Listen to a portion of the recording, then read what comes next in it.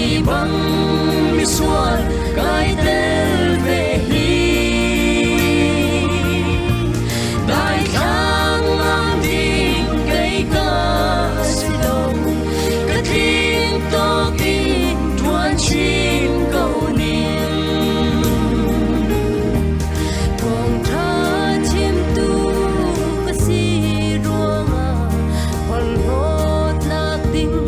dây ca ngày lâu kanun thân tu hi si a thong tha phuang dingin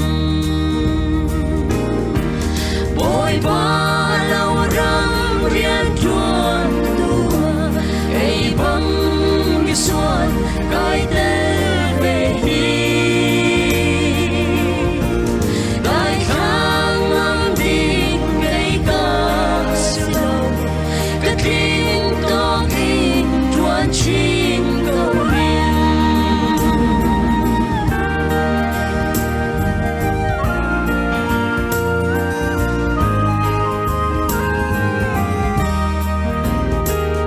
boy ba ram cha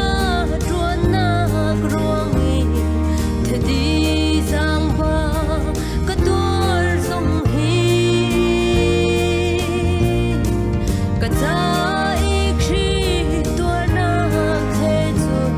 ta chun ta ca silong boy ba lâu răng rian chuan tua cây băng mi xuân cái tên về hi